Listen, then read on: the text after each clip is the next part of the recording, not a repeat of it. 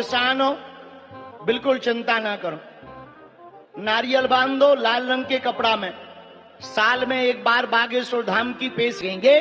दोस्तों, बागेश्वर बाबा अपने भक्तों को ज्ञान दे रहे हैं कि अगर आपका कोई काम सफल नहीं होता या आप परेशान हैं तो चिंता करने की कोई अस्सलामुअलैकुम गाइज, आपका स्वागत है मेरे YouTube चैनल पर। गाइज, आज की वीडियो जिस पर रिएक्शन दूंगी उसका टाइटल है बाबा का अनोखा ज्ञान। जी हाँ, बागेश्वर बाबा कैसा अपने भक्तों को ज्ञान देते हैं, किस तरीके का देते हैं और उन पे 7 मिलियन से ज़्यादा सब्सक्राइबर किस तरीके से हुए हैं और वो क्या क्या करामात करते हैं, उनकी भी स्टोरी हम देखते हैं इस वीडियो में। चलिए वीडियो की तरफ चलते हैं बिना किसी देरी के। लेकिन उससे पहले मेरी एक छोटी सी रिक्वेस्ट है आप लोगों से कि प्लीज़ मेरे चैनल को लाइक शेयर सब्सक्राइब सपोर्ट ज़रूर करिएगा, बहुत मेहरबानी होगी आप लोग की। चलिए बिना वक्त ज़ाया किए वीडियो की तरफ चलते हैं। जय हिंद दोस्तों, आज के वीडियो में हम आप लोगों को एक ऐसे बाबा से मिलवाने जा रहे हैं जिन्हें लोग धीरेन्द्र कृष्ण शास्त्री उर्फ बागेश्वर धाम सरकार उर्फ बागेश्वर बाबा के नाम से जानते हैं। और ख़ास बात यह है कि इस बाबा के YouTube चैनल पर लगभग 7 मिलियन सब्सक्राइबर हैं। इसलिए दोस्तों, आज के वीडियो में हम लोग ये जानने की कोशिश करेंगे कि ये बाबा आखिर अपने भक्तों को ऐसा कौन सा अद्भुत और अनोखा ज्ञान देते हैं जो YouTube पर इन्हें लगभग 70 लाख लोग फॉलो कर रहे हैं।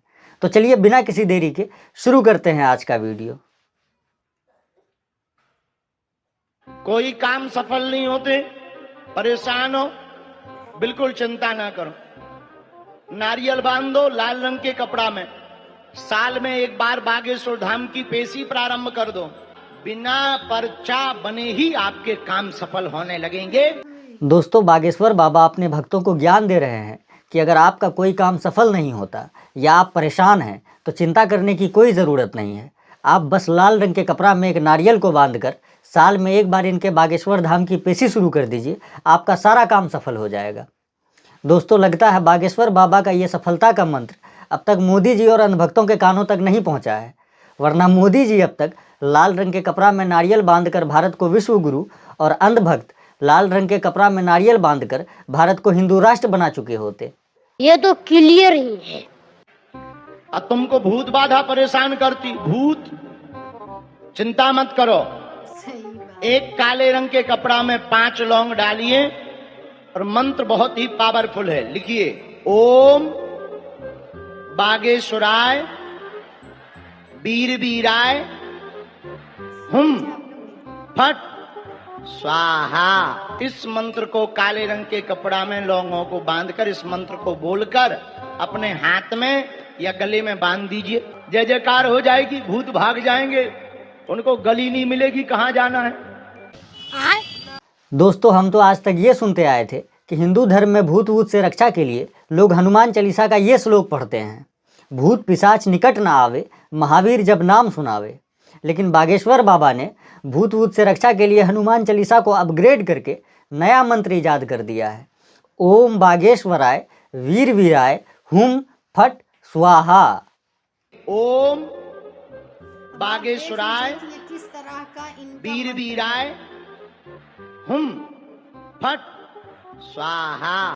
दोस्तों, बागेश्वर बाबा के मुताबिक ये मंत्र इतना ज़्यादा पावरफुल है कि ये मंत्र पढ़ने से भूत का फट के फालूदा हो जाएगा और उसको भागने का रास्ता नहीं मिलेगा। लेकिन हमको एक छोटा सा कन्फ्यूज़न है, अगर ये मंत्र इतना ज़्यादा पावरफुल है तो इसका इस्तेमाल बागेश्वर बाबा खुद क्यों नहीं करते हैं भूत भगाने के लिए। जब उनके दरबार में कोई भूतिया पेशेंट आता है तो वो सीधे सीधे अपना ये पावरफुल मंत्र ओम बागेश्वराय वीर वीराय हुम फट स्वाहा पढ़कर उसका भूत भगाने के बजाय उस भूतिया पेशेंट से नौटंकी का नंगा नाच क्यों करवाने लगते हैं, ये मेरे समझ में नहीं आता है। और मारो, और सर में मारो इसके, और सर में मारो, अब सर में भरा भर मारो। अरे राक्षस, भगो एक लोग, एक तरफ हटो, नाला है। सिर में चमीटा मारो,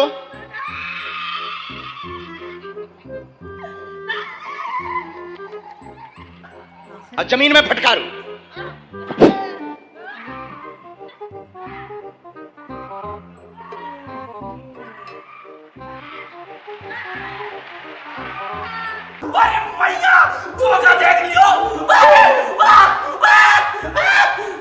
दोस्तों, हम ये तो नहीं कहेंगे कि दुनिया में भूत नहीं होता है, लेकिन ये बागेश्वर बाबा जिस तरह से लोगों से माथा पिटवा कर और नागिन डांस करवा कर उनका भूत निकाल रहे हैं, ये बात हम दावे के साथ कह सकते हैं। अगर इनमें से किसी इंसान के अंदर सच में भूत होता तो यकीन मानिए वो बागेश्वर बाबा के कहने पर अपने आप को थप्पड़ नहीं मार रहा होता और बागेश्वर बाबा के हुक्म पर ज़मीन पर लेटकर नागिन डांस नहीं कर रहा होता, बल्कि अपने भूतिया शक्ति के जरिए बड़ी सभा में बागेश्वर बाबा को धोती सर पर रखवा कर उससे लुंगी डांस करवा रहा होता। इसलिए दोस्तों हम आप लोगों से बस यही कहेंगे कि बागेश्वर बाबा के इस स्क्रिप्टेड भूतिया नौटंकी को आप लोगों को ज़्यादा सीरियसली लेने की ज़रूरत नहीं है। बाकी हम आगे बढ़ते हैं और बाबा के अगले फर्जी वीडियो पर नज़र डालते हैं। एक बार हमारी रावण से बात हुई, फोन कॉल पर। अब ये मत पूछना कि नंबर क्या था, अब ये मत पूछना कि कॉल डिटेल दिखाओ, दिखा नहीं सकते, पर बात हुई। दोस्तों ये बाबाओं का संबित पात्रा कह रहा है कि एक बार रावण से इसकी फ़ोन पर बात हुई। देखो पहली बात तो ये कि रावण से इसकी फ़ोन पर बात हुई, ये बात सिर्फ हमारे लिए नहीं बल्कि गौमूत्र को गंगा जल समझकर पीने वाले अंधभक्तों के लिए भी नाकाबिले एतबार है। लेकिन एक पल के लिए हम मान लेते हैं कि बागेश्वर बाबा ने गौमूत्र के नशे में रावण से फ़ोन पर बात कर लिया होगा। तो दोस्तों अब ज़रा ये भी जान लेते हैं कि इन्होंने रावण से फ़ोन पर क्या बात किया। उन्होंने कहा, हेलो बागेश्वर वाले बोल रहे हैं। हमका जी, हमका कहो भैया कैसे हो? फेंको फेंको अपनी पूरी शक्ति के साथ फेंको। हद तो जा हो गई कि साउंड में फटर फटर हो गो। हमने कहा भाई साहब 10 ही मुंह से बोल रहे का? बोला हाँ। हमने कहा 9 लॉक करो, 1 से बोलो। फिर एक मुंह से बात हुई रावण के। ये फेकेश्वर बाबा बता रहे हैं कि इसने रावण से फ़ोन पर पूछा कैसे हो भैया, तो रावण ने कहा हम तो ठीक हैं भैया, तुम बताओ तुम कैसे हो। इतना ही नहीं, फेकेश्वर बाबा के अनुसार रावण से फ़ोन पर बात करने के दौरान आवाज़ बहुत ज़्यादा फटर फटर हो रहा था। तो बागेश्वर बाबा ने रावण से पूछा अपना 10 मुँह से बात कर रहे हो क्या? तो रावण ने कहा जी महाराज। फिर बागेश्वर बाबा ने कहा अपना 9 मुँह बंद करो और 1 मुँह से बात करो। फिर रावण ने बागेश्वर बाबा के आदेश पर अपना 9 मुँह बंद कर लिया और 1 मुँह से बात किया। बताओ, जिस अहंकारी रावण ने भगवान राम का बात नहीं माना, उसने इस झांटेश्वर बाबा का बात मान लिया। ये तो कुछ समझ के परे है, बिल्कुल ही समझ के परे है। दोस्तों इस झाटेश्वर बाबा का रावण से फ़ोन पर बतियाने वाला ये अतरंगी कहानी सुनकर आप लोग ये तो समझ गए होंगे कि ये बागेश्वर बाबा कितना बड़ा दिमागी बवासीर का मरीज़ है। और आप लोग तो जानते हैं कि जब इंसान दिमागी बवासीर का मरीज़ हो जाता है तो उसका ज़बान उसके दिमाग के काबू में नहीं रहता है, और जब इंसान का ज़बान उसके दिमाग के काबू में नहीं रहता है तब वो इसी प्रकार की बहकी बहकी बातें करता है। कुत्ता 2 प्रकार के होते हैं, कुत्ता DOG डॉग, क्या कौन कौन, पालतू और फालतू। उसी प्रकार जो राम जी का पालतू हो जाता उनके गले में कंठी माला होती है, जो फालतू होता है वो बिना माला का होता है। दोस्तों इस वीडियो में बागेश्वर बाबा अपने भक्तों को ज्ञान दे रहे हैं कि जिस तरह कुत्ता 2 प्रकार का होता है, एक पालतू और दूसरा फालतू, उसी तरह इंसान भी 2 प्रकार का होता है, एक पालतू और दूसरा फालतू।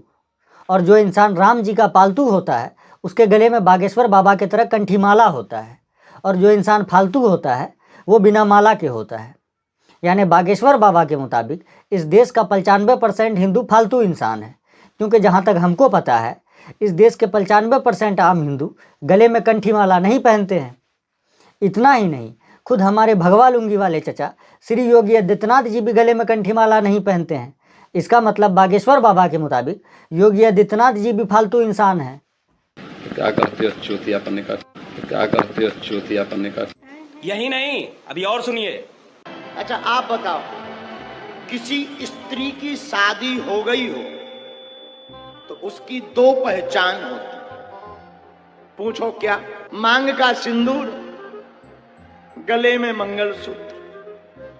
दोस्तों इस वीडियो में बागेश्वर बाबा बता रहे हैं कि शादीशुदा स्त्री की 2 पहचान है, एक तो मांग में सिंदूर और दूसरा गले में मंगलसूत्र।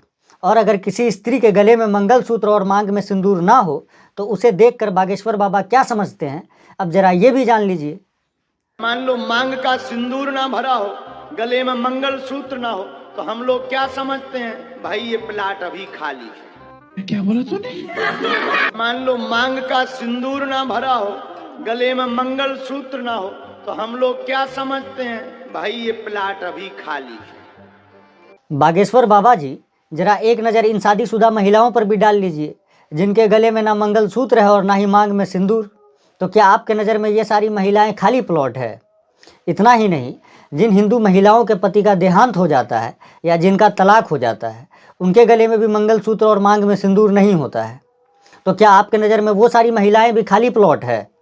इस वीडियो के सामने आने के बाद सवाल तो बनता ही है, अगर हम करें तो करें क्या, बोले तो बोले क्या? भाई चप्पल देख रहे हैं, धीरेन्द्र शास्त्री को इतना चप्पल मारेंगे ना, गिनेंगे नहीं मारा। बहुत गाली आएगा। अरे देने दीजिए ना, जो कमेंट में गाली देगा उनके लिए भी एक बात कहना चाहेंगे, आप गाली तभी दीजिएगा जब आपके घर में बहन नहीं होगा कुंवारी, और नहीं तो अगर आपके घर में कुंवारी लड़की है, इसका मतलब वो भी खाली प्लॉट है। Wow, beautiful.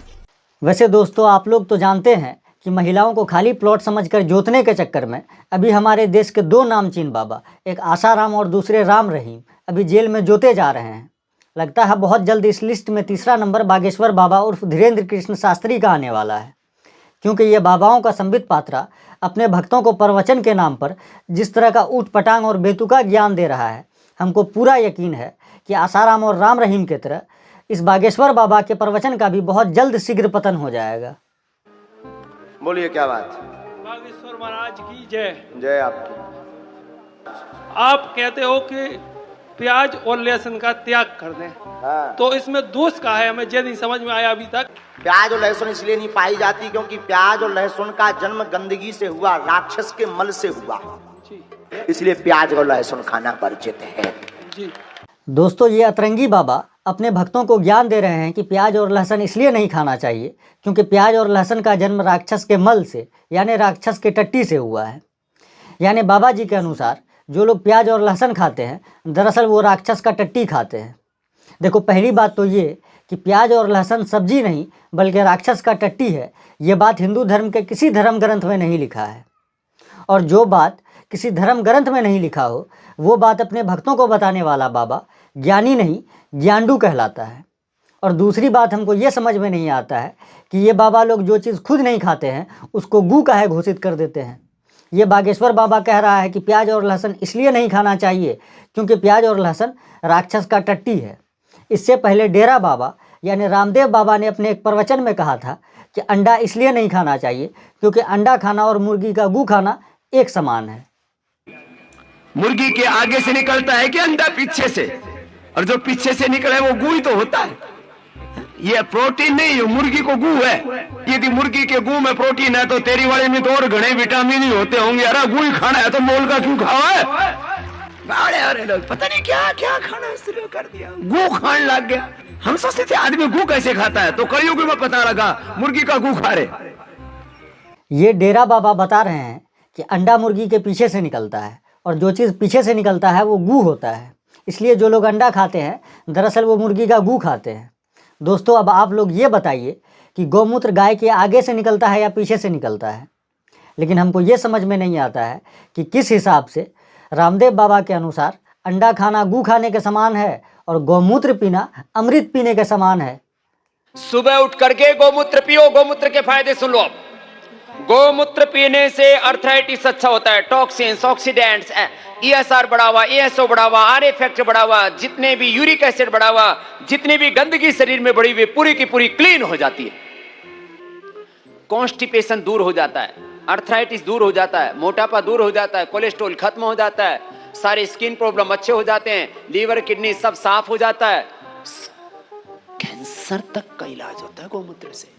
इसलिए हो सके तो सप्ताह में कम से कम एक बार, और जिनको शरीर में मन में बहुत विकार हैं तो रोज थोड़े दिन गौमूत्र का अर्क पी लो। गोधन अर्क आपको देते हैं। बाबा रामदेव जी अगर कब्जियत से लेकर कैंसर तक हर बीमारी का इलाज गौमूत्र पीने से हो सकता है, तो हमारे देश में जितना भी मेडिकल कॉलेज और हॉस्पिटल है उसको मोदी जी से बोल के बंद करवा दीजिए और उसके जगह पर हर मोहल्ले में एक गौशाला खुलवा दीजिए, ताकि हमारे देश की सरकार हर साल जो 85 से 90 हज़ार करोड़ रुपया हेल्थ सेक्टर पे खर्च करती है वो बच जाए और किसी और काम में इस्तेमाल हो सके। थोड़ा सा भी भगवान ने दी हो, जरा उपयोग करो। वैसे दोस्तों, आज हम आप लोगों से एक सवाल पूछना चाहते हैं। अगर मेरे सवाल का सही जवाब आप लोगों को पता हो तो कृपया कमेंट में ज़रूर बताइएगा। दोस्तों, डॉक्टर बनने के लिए लोग मेडिकल कॉलेज जाते हैं, इंजीनियर बनने के लिए इंजीनियरिंग कॉलेज जाते हैं, एक्टर बनने के लिए एक्टिंग इंस्टीट्यूट जाते हैं और मौलाना मौलवी बनने के लिए लोग मदरसा जाते हैं। लेकिन ये लोग बाबा बनने के लिए कौन सी जगह पर जाकर ज्ञान हासिल करते हैं और इन लोगों का गुरु कौन होता है जो इन्हें इस प्रकार का अद्भुत और अनोखा ज्ञान देता है जिसे सुनकर एक अंगूठा छाप इंसान भी अपना माथा पीटने पर मजबूर हो जाए। सरकार से भी मांग करते हैं कि एयरपोर्टों पे शराब की दुकानें हटा करके गोमूत्र रखिए, गोबर रखिए। जो भी बात विदेश से आता है सबको गोमूत्र पिलाना अनिवार्य करिए और गोबर लगाइए। ये बाबा भारत सरकार से एयरपोर्ट पर गौमूत्र और गोबर रखवाने की मांग कर रहा है और साथ ही ये कह रहा है कि जितने भी विदेशी हमारे देश में आते हैं उन सबको एयरपोर्ट पर गौमूत्र पिलाना और गोबर लगाना अनिवार्य यानी कंपलसरी किया जाए। सरकार से भी मांग करते हैं कि एयरपोर्टों पे शराब की दुकानें हटा करके गोमूत्र रखिए, गोबर रखिए। जो भी बात विदेश से आता है सबको गोमूत्र पिलाना अनिवार्य करिए और गोबर लगाइए। दोस्तों, कोई इस झोला छाप बाबा को बताओ कि टूरिज्म ऑफ इंडिया के रिपोर्ट के मुताबिक हमारे देश में हर साल लगभग 50 लाख से 1 करोड़ विदेशी टूरिस्ट भारत घूमने आते हैं और उनके वजह से हमारे देश को सालाना लगभग 1.5 से 2 लाख करोड़ रुपए का आमदनी होता है और साथ ही उन टूरिस्ट के आने के वजह से हमारे देश के लाखों लोगों का रोजगार और घर चलता है। दोस्तों, अगर इस बाबा के कहने पर उन विदेशी टूरिस्ट को एयरपोर्ट पर गौमूत्र पिलाना और गोबर लगाना कंपलसरी कर दिया गया तो हमारे देश में हर साल जो 50 लाख से 1 करोड़ विदेशी टूरिस्ट घूमने आते हैं वो बंद हो जाएगा और साथ ही हमारे देश को उन टूरिस्ट के वजह से हर साल जो 1.5 से 2 लाख करोड़ रुपए का आमदनी होता है वो भी बंद हो जाएगा। लेकिन दोस्तों, इन दिमागी बवासीर के मरीजों को ये बात समझाना और भैंस के आगे बीन बजाना एक बराबर है। इसलिए हम आगे बढ़ते हैं और वापस से बागेश्वर बाबा के अगले वीडियो पर नजर डालते हैं।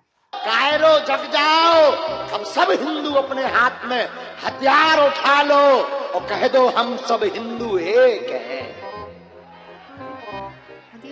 दोस्तों, ये बाबाओं का संबित पात्रा देश के तमाम हिंदुओं से अपील कर रहा है कि कायरों जग जाओ और सब हिंदू अपने हाथ में हथियार उठा लो और कह दो कि हम सब हिंदू एक हैं।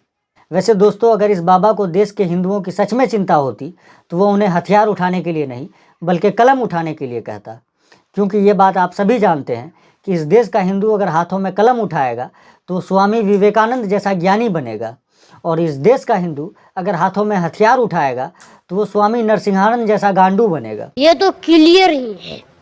वैसे दोस्तों, हमको ये समझ में नहीं आता है कि हम उन लोगों को देश का सबसे बड़ा दीमक कहें जिन्होंने मजहब के नाम पर मुल्क बांटा था, या इस बागेश्वर बाबा को देश का सबसे बड़ा दीमक कहें जो मजहब के नाम पर लोगों को बांटने में लगा है। सनातन धर्म को बचाना है तो please I request all of person, मेरी प्रार्थना है चादर और फादर से दूर रहिए। अगर देश को बचाना है, सनातन को बचाना है, चादर और फादर से दूर रहिए। दोस्तों, इस वीडियो में बागेश्वर बाबा देश के तमाम हिंदुओं को ये प्रवचन दे रहे हैं कि सनातन धर्म और इस देश को बचाना है तो चादर और फादर वालों से दूर रहो। वैसे दोस्तों, हम आप लोगों की जानकारी के लिए बता दें कि चादर से बाबा का मतलब इस्लाम धर्म और फादर से बाबा का मतलब क्रिश्चियन धर्म से है। यानी आसान भाषा में कहें तो सनातन धर्म की रक्षा के नाम पर बागेश्वर बाबा देश के हिंदुओं को मुसलमानों और ईसाइयों से दूर रहने का सलाह दे रहे हैं। लेकिन दोस्तों, मुसलमानों के खिलाफ इतना नफरती और जहरीला बयान देने के वजह से जब रजत शर्मा जी ने अपने एक इंटरव्यू में इससे पूछा था कि बागेश्वर बाबा आप ये बताइए कि आपको मुसलमानों से कोई समस्या है, तो सुनिए तब इस दोगलेश्वर बाबा ने क्या जवाब दिया था। मुसलमानों से कुछ परेशानी है? बिल्कुल भी नहीं, हमारे तो मित्र भी हैं। मैंने तो ये भी सुना कि आपकी बहन की शादी एक मुसलमान से पैसे लेकर आपने करवाई थी। आज भी हमारा मित्र अभी 5 दिन पहले ही मिला, चाय भी पी। और हमारा लगभग 500-600 मुसलमान परिवार है जो आत्मा से जुड़े हैं। और हमारा लगभग 500-600 मुसलमान परिवार है जो आत्मा से जुड़े हैं। बागेश्वर बाबा, एक बात बताओ, ये दोगलापन नहीं तो क्या है जो तुम अपने भक्तों के साथ करते हो? खुद मुसलमानों से दोस्ती रखकर अपने भक्तों में जहर भरते हो। तुमने खुद के बहन का ब्याह अपने एक मुस्लिम दोस्त से पैसे की मदद लेकर कराई।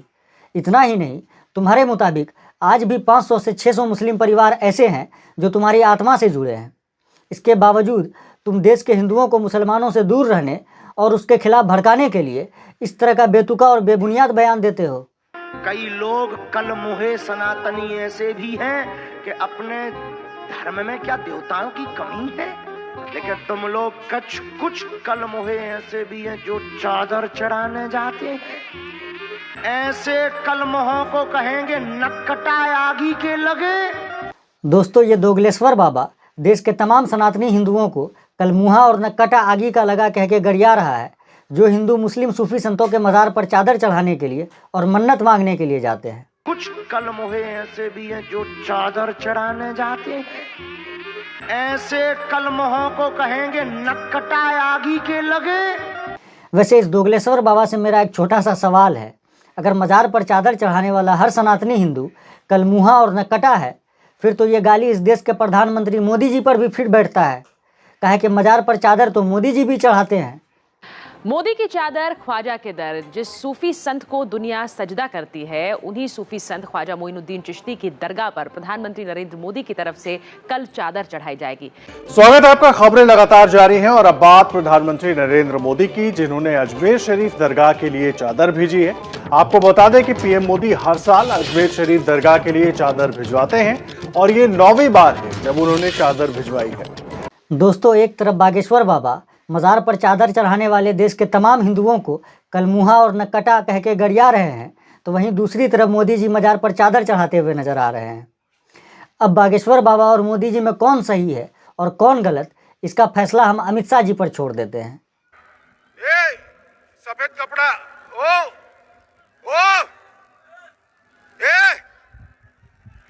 3325 व्यक्ति जिनकी हत्या हो गई थी, जिनको जान गंवानी पड़ी, दोस्तों, उम्मीद करते हैं अमित शाह जी के इस धमकी भरे नसीहत को सुनकर बागेश्वर बाबा अब देश के तमाम हिंदुओं को प्रवचन के नाम पर इस तरह का ऊटपटांग ज्ञान देने से बाज आ जाएगा। ये तो क्लियर ही है। वैसे दोस्तों, एक और बात, अभी हमने आप लोगों को बागेश्वर बाबा का जितना भी वीडियो दिखाया वो इस बाबा की बकेती का सिर्फ एक छोटा सा नमूना था। अगर बागेश्वर बाबा की बकेती का पूरा कच्चा चिट्ठा हम इस वीडियो में लाकर रख देते तो ये वीडियो लगभग 1 घंटे का हो जाता। लेकिन दोस्तों, हम लगातार 1 घंटे तक इस अतरंगी बाबा का सतरंगी। आप लोगों ने देखा किस तरह से बाबा ने अपने भक्तों को किस तरह का ज्ञान दिए हैं, किस तरीके की बातें करते हैं और कितना फर्जी काम करते हैं कि भूत भगाने के लिए कौन सा उनका ओम फट, ये कौन सा उनका मंत्र है। और ये अंधभक्त उतना सब्सक्राइब करके रखे हुए हैं और उनके यहाँ लोग पेशी देने जाते हैं, साल में एक बार वो पेशी के लिए भी बुलाते हैं। आप लोग को नारियल में लाल कपड़े बांध के रख दो। जो ये जहरीला बयान दे रहे हैं हिंदू और मुस्लिम, जो ये कर रहे हैं, जो है चादर और फादर से बचो, तो भाई सनातनी जो अंधभक्त है वो बचे ही रहें, क्या करना है। उन सबको यही समझ में आता कि बाबा बहुत अच्छा काम कर रहे हैं। बाबा तो अपना मंत्र बता दिए हैं भूत भगाने का, उसको किसी भूत को तो गली भी नहीं मिलेगी। यहाँ तक कि बाबा ने कह दिए कि गली भी नहीं मिलेगी, तो जाएगा कहाँ वो? आपके ऊपर से भागेगा तो दूसरी जगह कहाँ जाएगा वो, जब गली नहीं मिलेगी। इस तरह के फॉलो करने वाले बाबा को लोग इतना ज़्यादा सपोर्ट करते हैं, इतना ज़्यादा लोग उन्हें देखते हैं, उनको फॉलो करने वाले लोगों को ये बात बिल्कुल भी समझ नहीं आएगी। खैर, इस वीडियो में इतना ही। मिलते हैं किसी एक वीडियो के साथ, तब तक के लिए इजाज़त दीजिए। अल्लाह हाफिज़।